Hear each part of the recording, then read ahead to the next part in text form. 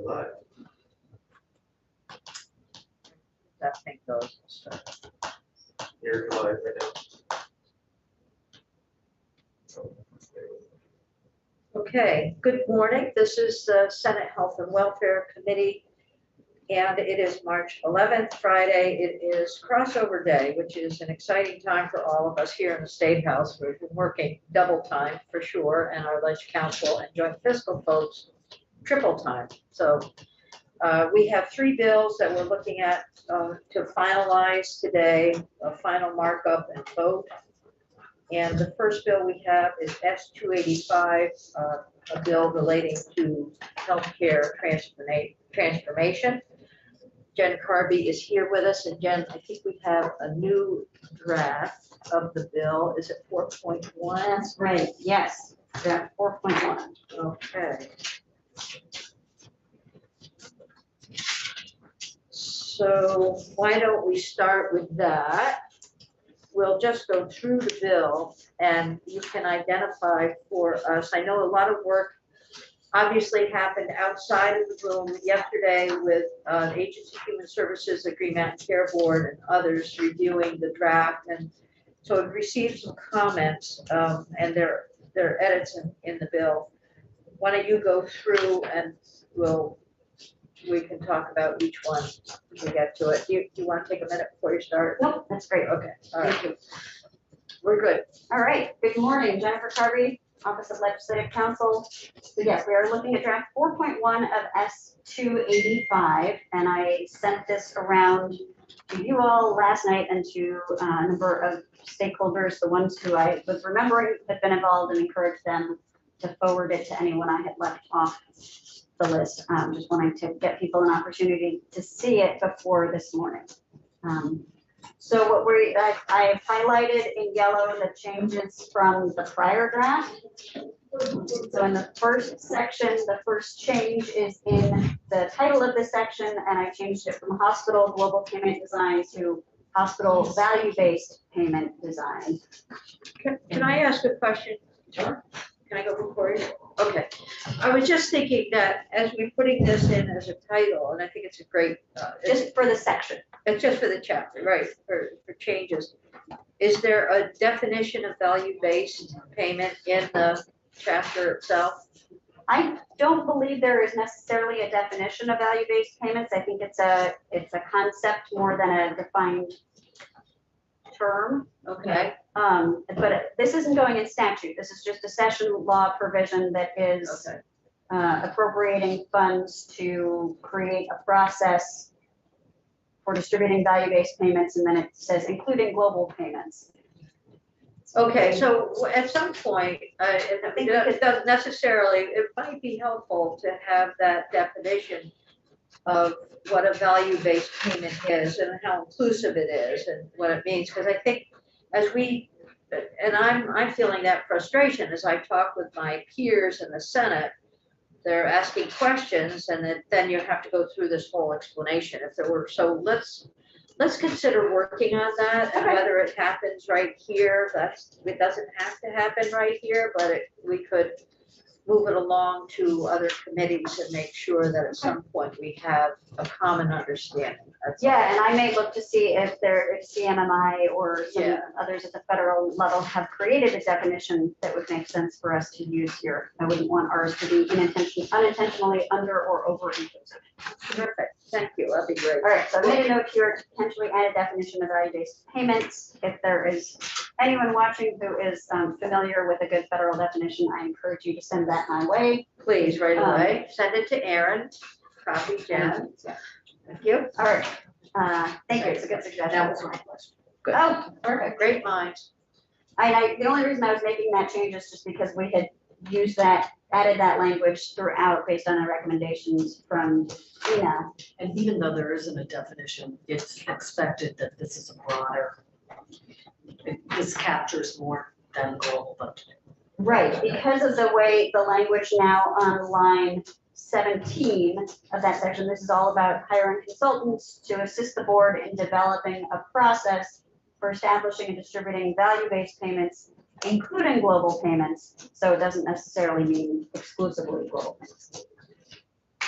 the earlier version had. All right, then on the second page, so we're still looking at this process, developing this process for distributing value-based payments from all payers to Vermont hospitals that will do a few things, move away from fee-for-service, provide predictable, sustainable funding. And then in C, this is where we had that solely language yesterday that we talked about taking out. So this would now say, take into consideration the necessary costs and operating expenses. That was a request that came in from the hospitals. So that's a one proposal for your consideration, that these payments would take into consideration both the necessary costs and the operating expenses of providing services and not be based on historical charges. So that they agreed to take out solely, I saw that. Right, I think that what was expressed was that they were comfortable taking out solely as long as there was this added concept of operating expenses that aren't necessarily just cost-based. So my suggestion is, as you go through, if there's something here you'd like to flag it, but if you're okay with it, we'll just continue on. And then I will also note that in what came in this morning from Mary Kate Molman from Bi-State Primary Care, that is, her request would be, instead of talking about not being based on historical charges, that it not be based, I think she's potentially added back solely on historical reimbursement, because reimbursement is often lower than charges, and if we're using features data, that data reflects reimbursement amount, not charges. I think we'll leave it as charges. That opens up a whole new avenue of discussion. And sure, yeah, that's, remember, this has to, hopefully this bill will get to the House, so we'll be able to have them. Right. Okay, I will not make that change. Just looking through the, okay, for the next one. So then no other changes in that section. I don't know if there's anything more in that section that you want to look at or just go through and Because I think we've been. look at the changes. Okay. Section 2, the only change in the first part is just that I added the word system. So it's talking, this is the 2.5 million to the Green Mountain Care Board. And it had said to build on successful healthcare delivery reform. And I think throughout we've been talking about healthcare delivery system reform. So I was proposing making that consistent there. Can you remind me, Nolan, was the 2.5 million the original request from the Green Mountain Care Board? No, that was the 3 million. That was the Sorry. 3 million, and this is where we look for 500,000 for other work. Okay, thank you. Is that consistent with your? Yes. Great. And then the other change that is here on page 5 is a new subsection E. This is based on recommendations from Patrick Flood. He had recommended directing the Agency of Human Services to identify the funding necessary for community agencies to effectively implement the redesign and provide the proper level of services. I thought if they were identifying the funding necessary, it would make sense for them to actually report that. So I put in a report, you don't have to keep that. And in fact, the Agency of Human Services would like you to take out E, they say E1, but E2 doesn't make sense without E1. Take out E in its entirety. But as written, this would direct on or before, and I put January 15th, 2024, just looking at the timeline for the Green Mountain Care Board's expected work on the community engagement process and development of the plan, which seemed like it was projected to go through 2023. So by January 2024, potentially there would be an idea of what that plan looked like. So on or before January 15th, 2024, the Director of Healthcare Reform at AHS would report to a number of committees, including in the Senate, this committee, Finance and Appropriations, the amount of state funding that would be necessary for Vermont's community-based healthcare and social service providers to effectively implement the plan developed pursuant to subsection A of this section as it relates to community providers and to, I think, well, and to ensure they are able, something like that, to provide the appropriate level of services to consumers. And then for purposes of this section, we've defined community-based healthcare and social service providers, and I put in the same groups he had. So it's the FQHCs. He just had designated agencies. I included the specialized service agencies, assuming you would want both. Home health agencies, area agencies on aging, adult day providers, residential care homes, nursing homes. He did not have assisted living residences, and I wasn't sure if you would want that or not. I did not put it in, but wanted to flag it. Providers of services addressing homelessness and community action agencies. So a lot for you to think about here. This was a long conversation between,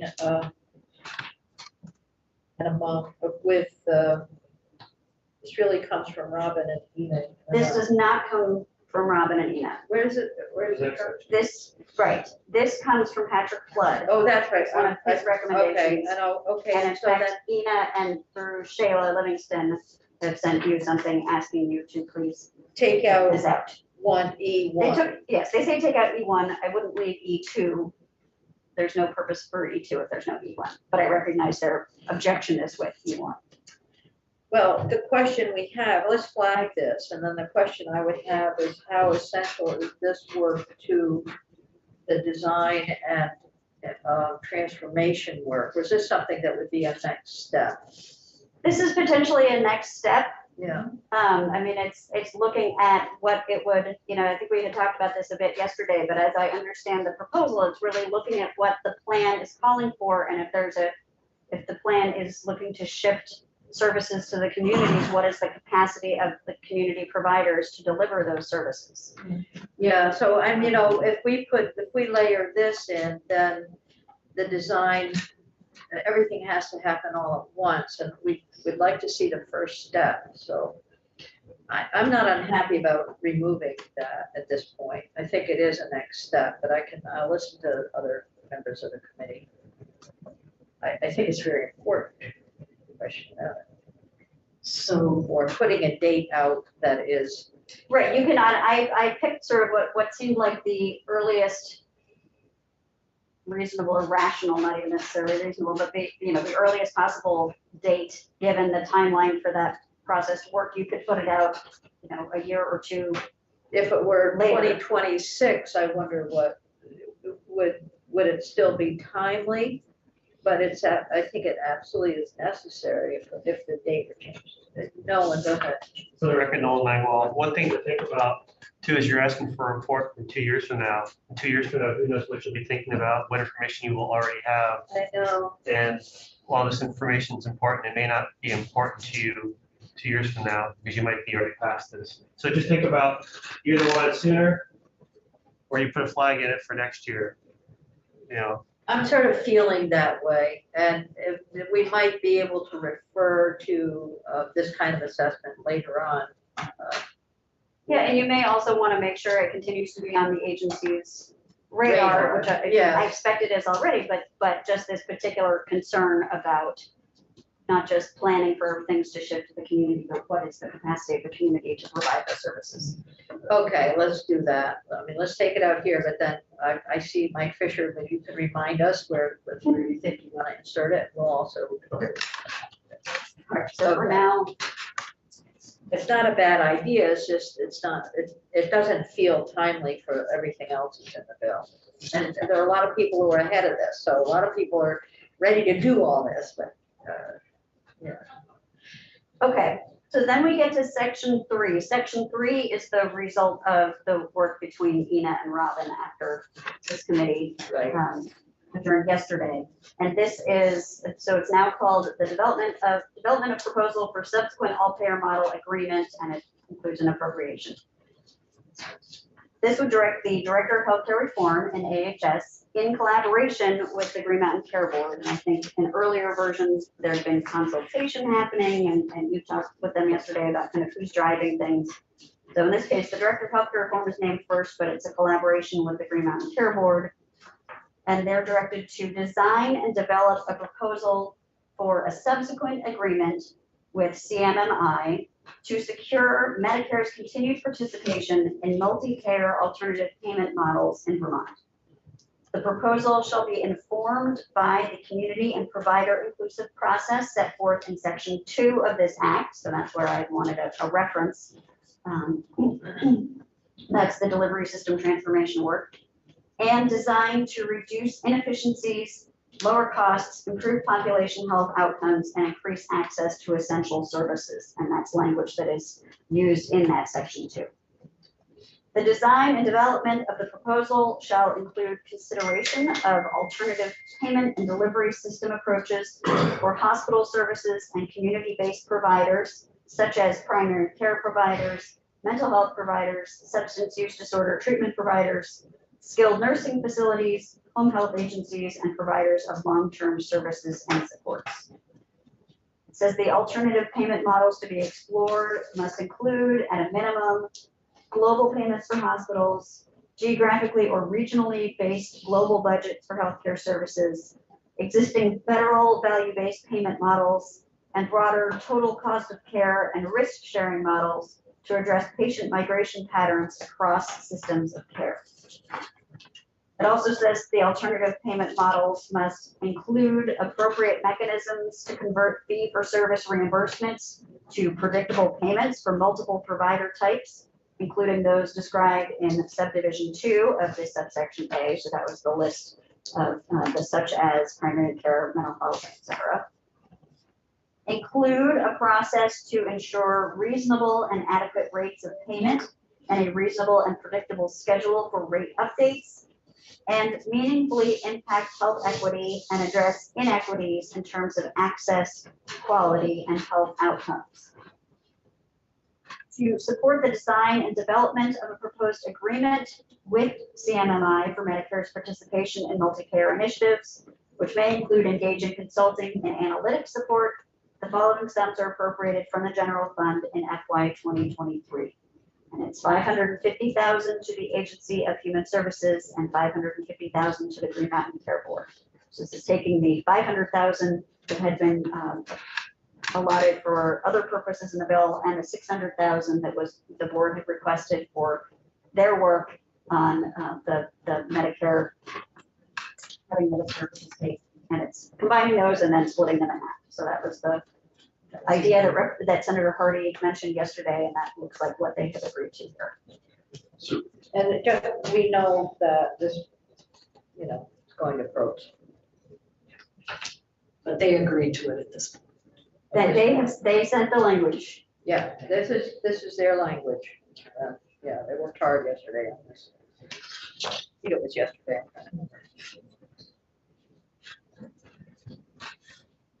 Did you have a question? Nolan has. Before Jen moves on to the next section, I Yeah, want to. good. So I'll let Chris finish. I'm ready to move on. I don't know if they're ready to move on. Yeah, no. So I never got an answer to whether the $500,000 is the right, this section 4. Yes. I never got an answer as to whether the $500,000 for HIE strategy. That should have, I think that We comes resolved out. that, I yeah. think that comes out and gets included in the, I didn't think about that, but I think that Yes. is half of, or almost half of what makes up the 1.1 that gets split Yes. in section 3. Okay. So I think that is just Yes. gone. Apologies, I should have remembered that. I just realizing as the bell is ringing, that I have a house bell on the floor that I need to be there for, so I'm gonna ask House Healthcare Committee Assistant to let me know when it's up.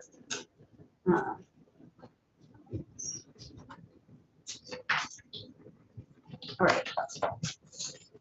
So section 4 then would just be, wouldn't be subsection A, it would just be the language that was subsection A, with the HIE steering committee continuing its work to create one health record for each person that integrates various data types as described, and include a data integration strategy in the 2023 HIE strategic plan to merge and consolidate claims data in VCures with clinical data and health information exchange, and then the appropriation would come out.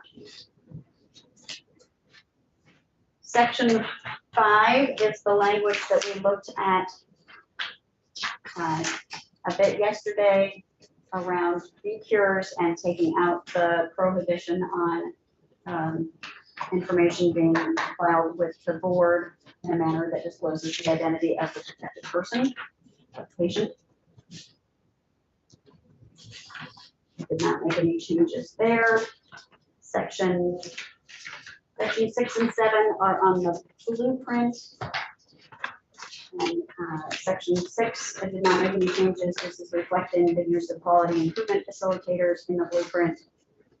Section 7 did make some changes based on some recommendations from, or suggestion from the Jessup Barnard of the Medical Society.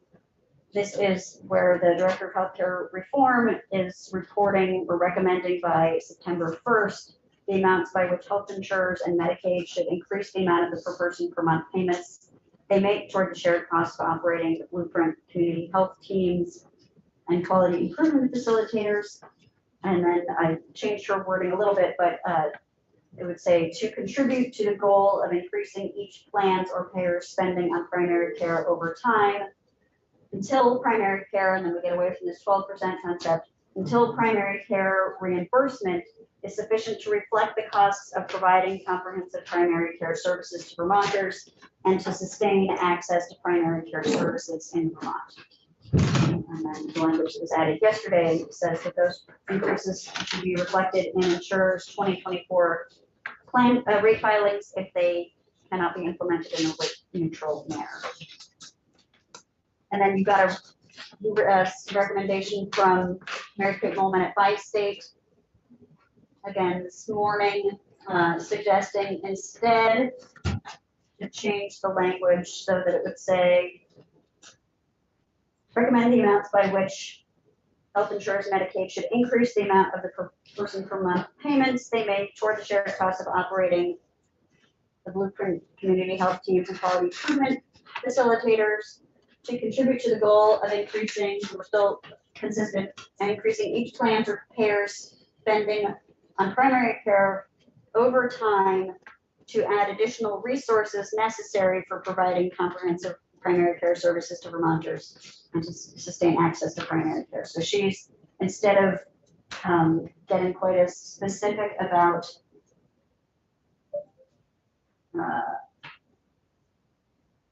increasing the reimbursement amounts, she's talking about adding additional resources necessary. Yeah, I mean, it looks Which good. may actually make more sense considering what is being, the per person per month payments are not reimbursements per se, they are adding resources to the primary care practices to provide these services, the community health team and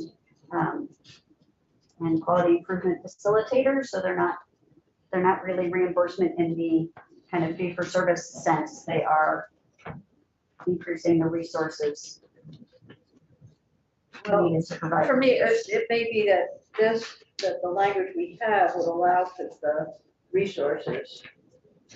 Well, I think the language that is in the bill, as I'm kind of thinking through Mary Kate's proposal here, I think the language that is in the bill right now talks about increasing per person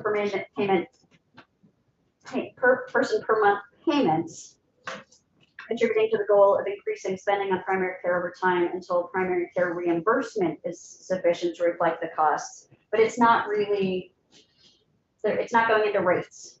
It's not going into reimbursement rates, these additional per person per month payments. So I think Mary Kate's idea of framing them as adding resources probably more reflective of reality than. So what do we think, committee? I mean, that does make sense, but What line are you on, Jen? I'm sort of jumping between 17 and 21, just as far as the way the the bottom language of page read it. 12. So,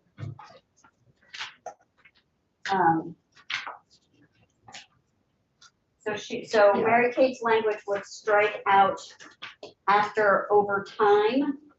So it would take out until primary care and reimbursement is sufficient to reflect the costs of, and she would instead have it say after over time to add additional resources necessary for providing comprehensive.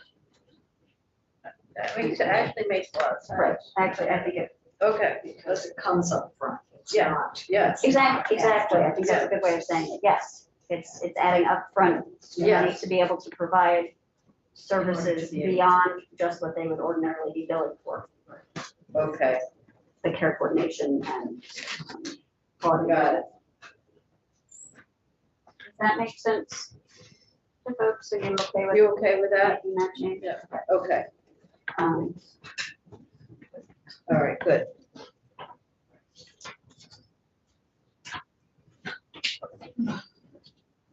All right, thank you, Mary Kate. Moderate need. All right, a few more things here. Section 8 is the options for extending moderate need supports. And most of this is, as we have looked at it, it's the working group considering a number of things around moderate needs supports and how, whether and how to extend those. Patrick Flood had recommended, and you were interested in the working group also looking at dual eligibles. Yeah. And so I added in, because it doesn't necessarily flow out of the moderate needs part, I put it as its own subsection, that the working group shall also make recommendations regarding changes to service delivery for persons who are duly eligible for Medicaid and Medicare in order to improve care, expand options, and reduce unnecessary cost shifting and duplication. And then for C, I'm just gonna run through all of these and then you can decide if you want to or not. In C, I specifically called out, that's the part where the department collaborates with others in AHS to incorporate the working group's recommendations into the proposals and negotiations for that next global commitment demonstration. And so I clarified that that was specifically about the moderate needs group. So that wasn't, and Patrick had said, and put those into the waiver, and you had wanted to hear about them first. So this is directing then just that they incorporate the working group's recommendations on extending access to long-term home and community-based services and supports into the proposals and negotiations for that next global commitment demonstration. And then in D, where they're reporting, they would report on both. So they would report their working group's findings and recommendations, including its recommendations regarding service delivery for duly eligible individuals, and an estimate of any funding that would be needed to implement. And then it had said those because it was all about the moderate needs group, but now it's the working group's recommendations. Okay, And that is it for changes. all right. Any of the changes that you were looking at that you wanted to address? I'll look at the committee first, and I see I wanted to ask my Fisher. Right, and then I can just remind you again of what changes you have made to what is in front, or requested to what is in front of you that I will put into the draft. Mike, did you want to comment? Jen may be about to cover this. I was looking for Mike Fisher, healthcare advocate, clarification about whether you're looking for language in this draft about the concept that I think Patrick put forward that the. Yeah, Let me say that it some over needs again. assessment be done. Process, Yeah. that this process include a recognition of the. Is there a place to put that? pressures. I think there is. I think when we are, and I don't know if that's at the necessarily at the community engagement process level or at a broader. Don't want to confuse Level. what's happening with in the community engagement process. I mean, they'll probably clearly pick up a lot of information about that, but Right. this is really more of an administrative task that would happen prior to. Well, right. I mean, it sounds like at least as a beginning step, you are interested in this process, looking at really the capacity. They don't design a plan for something that is completely unworkable in our Yes, community provider system. yes, And so to reflect that, so a lot of this is focusing on the patient-focused, community inclusive plan. But I think maybe we could put in a standalone subsection that says, in doing this work, they need to be mindful of the capacity. Yeah. Is that of the community? yes, that's perfect. I agree. And then my second clarification. Were we thinking, or was the chair thinking that a definition of value-based belonged in this bill or a separate vehicle? Well, if we had something, we would put it in, but I'm not, that's not something I would personally like to have it for my own edification, but, but there will be time to put it into the bill as it goes forward. I mean, but, I don't think we don't have to do that now. All right, so. I used that word twice in 2 days. Are there other things you want to discuss about the changes before I go through and tell you what I think what I think my marching orders are? Yeah, no, go ahead. Okay. So potentially looking for a definition of value-based payments to add in section 1. Section 2, adding what I think will be a new subsection C, about being mindful of the capacity of the community-based provider system and whatever redesign plan emerges. Taking out the standalone subsection on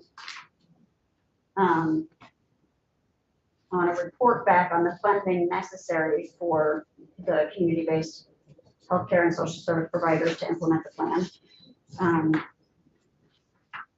Then the next change would come on page 8 in the, just taking out the money for the HIE work because that money is being used elsewhere. And then on page 12, under the blueprint, making the change that Mary Kate Woolman had suggested to reflect the impact of those increased blueprint payments to the practices. And I think that's it. Anything else? Sounds good. The other 5 minutes? Perfect.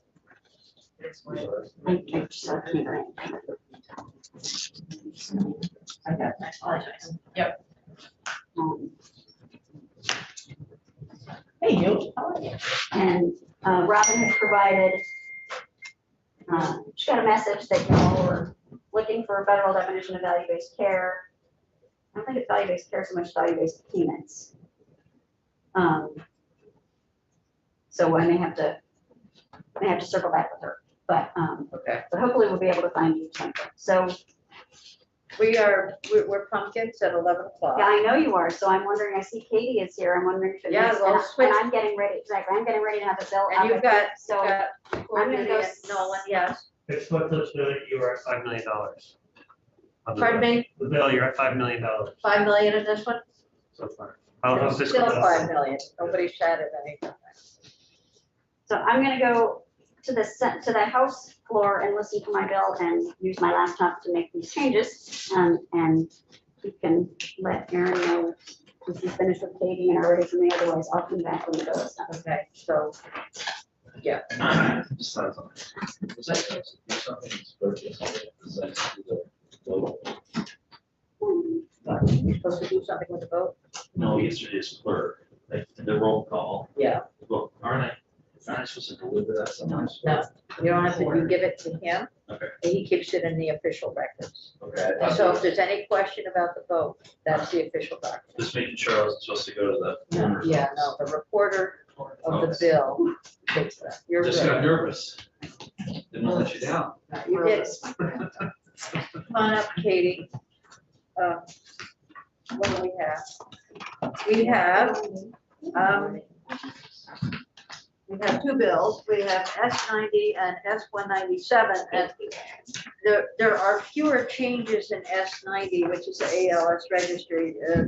Which one do you want to go through first, Katie? I'm gonna leave it to you. Which I'm one? here for you. I have both of them open. I'm ready to go. Okay. So let's go through S90 one more time because I think we've been through it. Yeah. And then we'll see where we are. Okay. So S90, our latest draft is 2.2.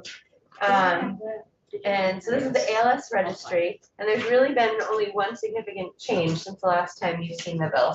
So just to give you a refresher, super high level, chapter 1 Section 1 creates a new chapter, Chapter 4A, that creates the ALS registry. There's a definition section. In 172, there's a section that establishes the registry. In Section 174, it describes program participation, how healthcare facilities and providers report to the registry. And if you recall, the last time we met, we talked about how there was a penalty in the bill was introduced and that was removed. In Section 174, this language addresses the confidentiality of all information reported and the instances in which consolidated information can be used for statistical purposes, but it's can't be obtained through the Public Records Act, individually identifiable information. Right. Section 175 is when information can be disclosed, exchanging information with other registries. So there's reciprocity. There's language in Section 176 about liability, that as long as a provider or facility that is reporting in accordance with this chapter is acting in good faith, they're not liable for the data that has been shared. The only exception to that is if that somebody was acting with gross negligence or willful misconduct. And then that brings us to page 6, and this is where our new language is. So first I should say Section 2 was in the bill last time you saw the bill. This is the grant applications to fund the registry. So we've already seen this once, but just to refresh your memory, the Department of Health is to seek and apply for grants for the registry. And as part of its fiscal year 24 budget presentation, it is to describe any grants applied for, awarded for this purpose, or other identified funding sources. And then the new language, Section 3, is a new report that has to do with expanding the registry. And that language reads, on or before December 1st of this coming year, the Department of Health is to submit a written report to the committees of jurisdiction exploring the benefits of expanding the ALS registry by broadening the scope of neurodegenerative diseases addressed in the registry, or by partnering with at least 3 neighboring states to collect data from a larger population, or both. And then we have the effective dates. So except as provided in B, the act takes effect on July 1 of this year. And then in B, we specify that the ALS registry, Section 1, doesn't take effect until July 1, 2023. And that gives time for the health department to look for grants or other funding sources. And that is it. I'll make a motion that we approve. Do you want to vote before you vote? I'll vote. Is that Okay, quick enough? but that's pretty quick. But we have, any questions for Katie on the draft before us? All right, discussion, comments? Okay, so the motion's been made to vote on draft 2.2 of S90. And unless there are any other comments, questions, Senator Terenzini, clerk. All right, this is S90, draft 2.2. Starting with myself, I vote yes. Senator Cummings, No with explanation. Senator Hooker, Yes. and Senator Lyons. Yes. So shall we do a We can ask her if she'd like to vote, so we'll hold the vote open for her. Okay. Senator Cummings, you want to explain? Yeah, I've lost at least one relative to ALS. I know several people who have succumbed. I'm not unsympathetic. I also understand the need to make a death have meaning and to try and do something positive. I understand that. However, the health department has been clear they don't really want to do this. I don't think this is the appropriate time, given all the stress from COVID that the department has been under, to give them additional work, especially without any funding. It takes work to identify and apply for funding, and they have staff free to do that. I also think it's setting a dangerous precedent. Anybody that gets pop-up news on their computer knows that there are thousands of diseases that affect small groups of people, genetic disorders. And once we start setting up registries, we've set a precedent that will, it'll be very hard to say no to the next group that comes through. And I'm doing a cost benefit here, and I don't think the good will do its work. Okay. So that's my point. Thank you. It's not without concern for the patients, we understand that. Well, this isn't No, money for research, I- Okay, and Senator Terenzini, will you follow up with Senator Hardy? I will. on that? And I'll be the reporter. Yes, you will be the reporter. You can link in with Katie. Got questions about legally. Would, Aaron, would you make witness list? Yeah. So there is, okay, I don't need the record of action, we haven't finished those. Okay. Okay. Wow, with Senator Harden. All right, so let's move on to 197. And Senator Hooker and I and Senator Terenzini were in education yesterday when we went through the bill, and the Deputy Secretary of Education did make some suggestions. So what you have in front of you, and she also worked, I should step back further, she also worked with the Commissioner of Health, Mental Health, to bring some recommendations. Then Katie and I went through those together, sort of what did we hear in committee and how did it all sugar off. And Katie put it together, and now she's put it together again after yesterday's committee meeting. And thank you for doing all that. Sure. Why don't we go through the bill? Okay, so a bit of a repeat for the folks who are in Senate Education yesterday afternoon, only a few changes since that last draft.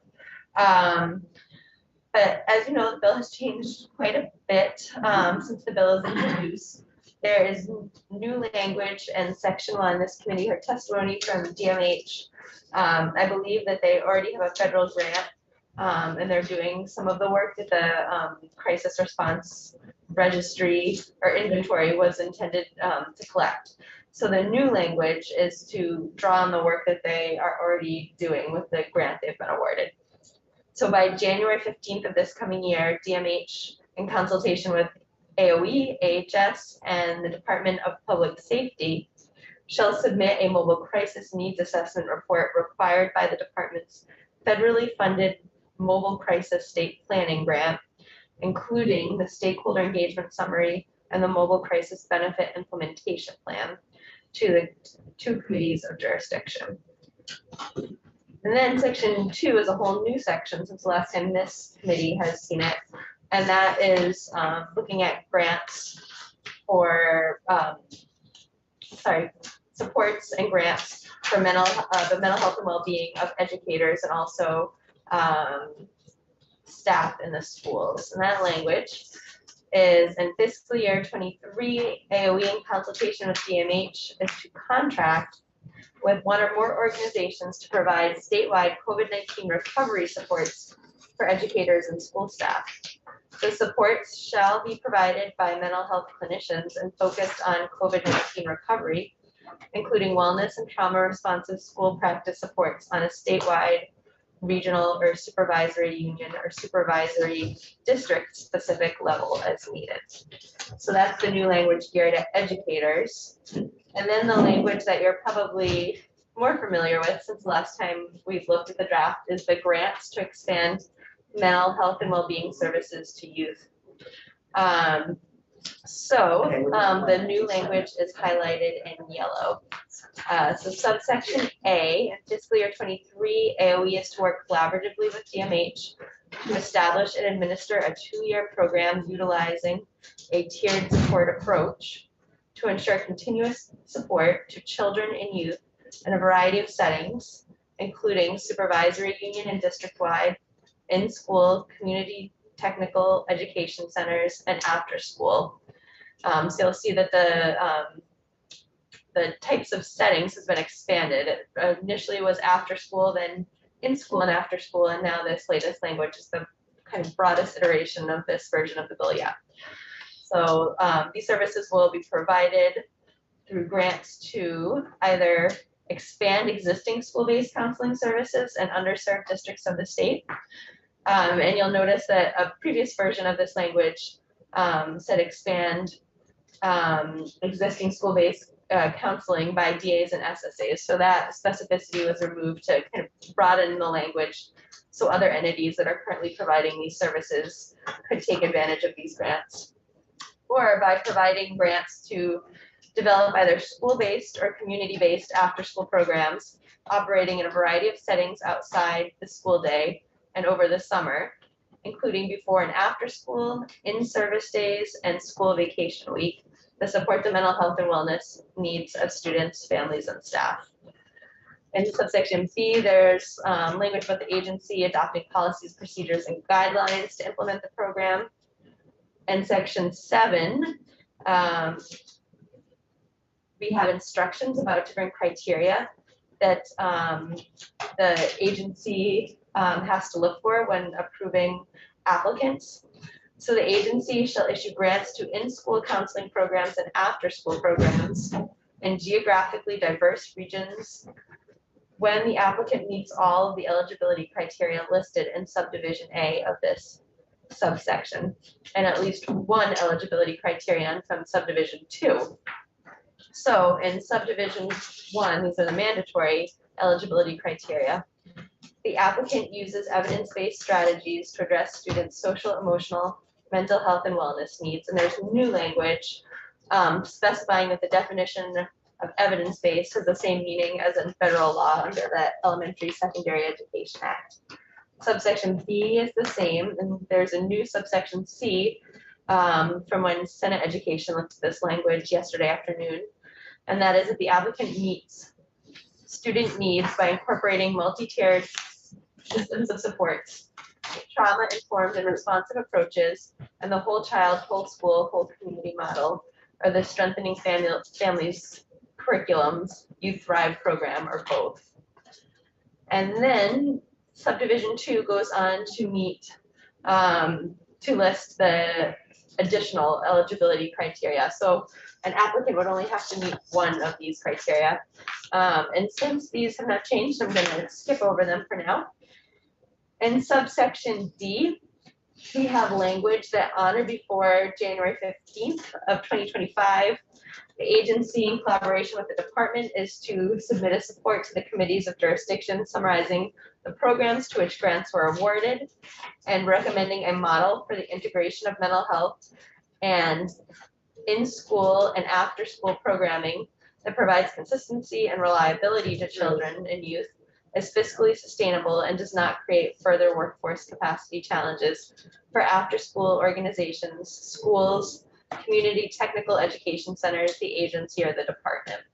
So you'll see that there's been an expansion. When we last went through the draft, we had expanded to schools, but it wasn't reflected. So now schools is in there, as well as the further expansion of community technical education centers. The newest piece of language, sections 2 and 3 in an earlier version of this draft had, I don't want to call it an appropriation, specified that there was money that was appropriated in Act 74 last year, and it was appropriation of ESSER funds, and they were not spent, so that money would be used to fund these programs. So that language has been consolidated into a new section 4. It reads, in fiscal year 23, ESSER 3 funds that were appropriated last year in Act 74 shall be used as follows. So first, 500,000 to the COVID-19 recovery supports for educators and school staff in accordance with Section 2, and 2.5 million for grants to expand the mental health and well-being services for children and youth pursuant to Section 3. And then we have Section 5, which has not changed since the last time you've seen it. That is, they're asking or directing that the existing Vermont Interagency After-School Youth Task Force that was created by executive order to submit its bi-monthly progress reports to the General Assembly and also be available to provide advice and recommendations to the General Assembly upon request.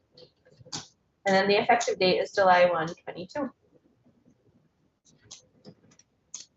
Okay, so the changes that are here are reflective of the work that Agency of Education and the Department of Mental Health did together and then presented in the Education Committee yesterday.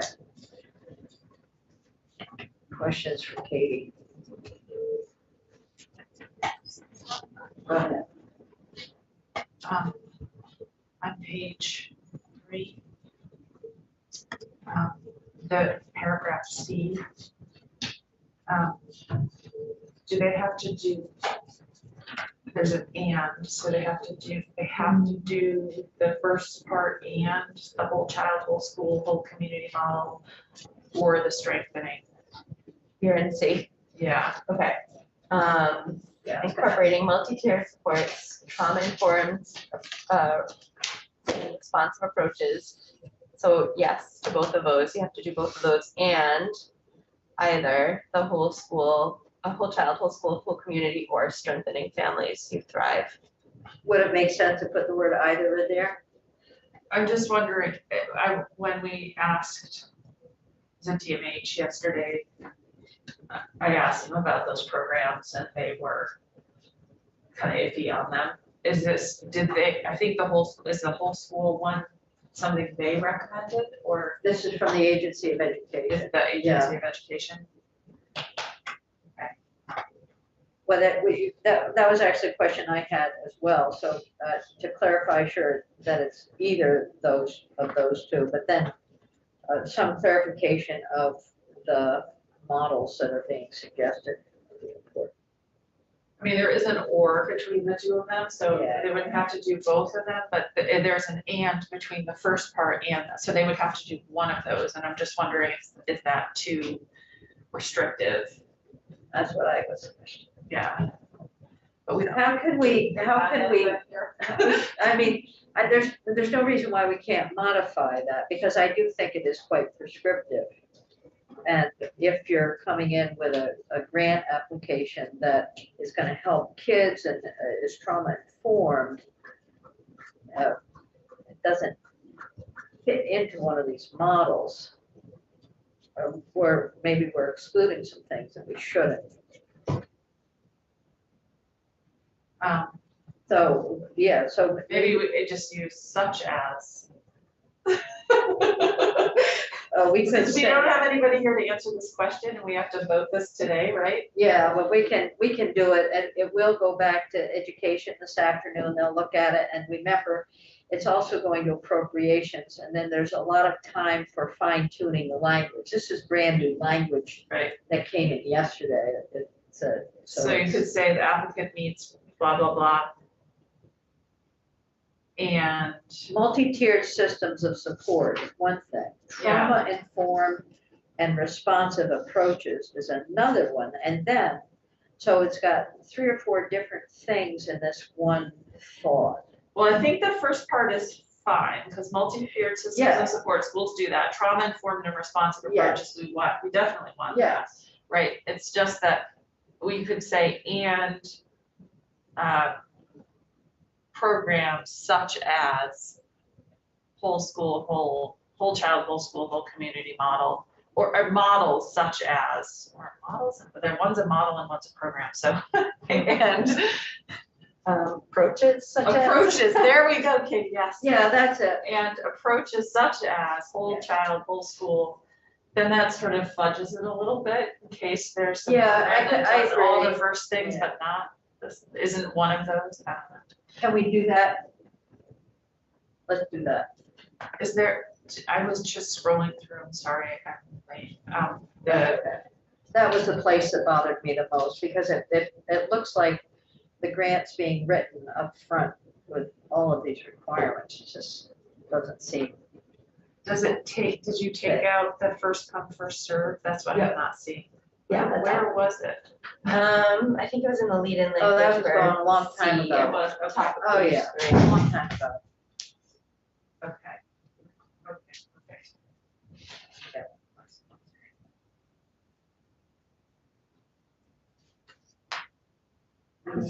Yes. Oh, sorry. I was gonna say, well, we're. Well, we're gonna pass it out. Yeah. Sure. This. And Josh, I'm doing it totally for you. I appreciate it very much. I hope the bill gets This. off the road. You're welcome. Say such as. So, are you reporting it? Yes. Okay. Yes. Great. Yeah, that's fine with me, no, that's your, Thanks. your decision. Did we vote another one? Not yet, no. Okay, Katie, so I just had a chat with the chair of the Committee of Education. They're gonna look at the bill again next week, so look at the possible amendment. But he agrees with the changing that language, perhaps putting in such as, I think that's a good suggestion, such as the whole child, whole school, whole community model of strengthening families, curriculum, youth programs, or approaches, or both. I don't know, something like that. You're.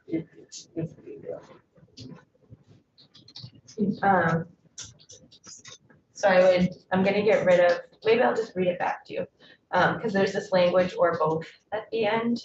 And now that we're saying such as, I don't think we need it. Okay.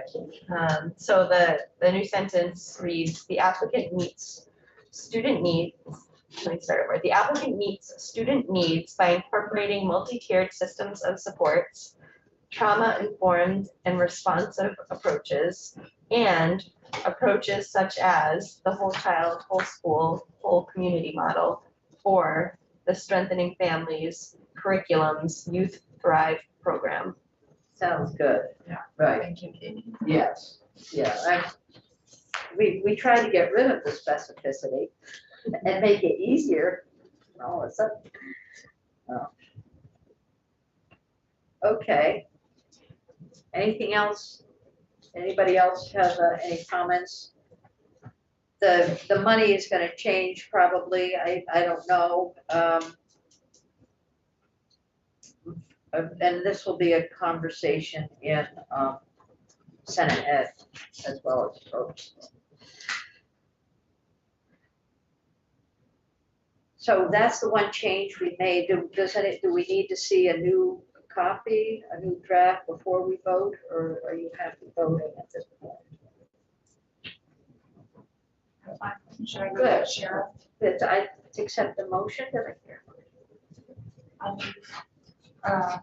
Yeah. And will it be 7.2?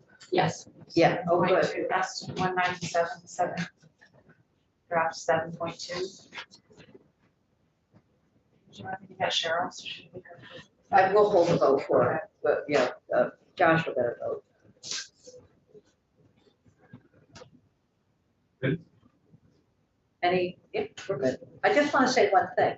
I've been hearing a lot on drive down this morning, for example, there's a little blurb that comes on about what's going on around the state by Erica Feinman about, and today and yesterday it was on children's mental health in schools, and it sounds so timely for us to have done this work. It's just really great. Yeah, there was also a UPR story about it last week. I meant to send it to you all. I heard it. Yeah, it was great. Yeah. Yeah.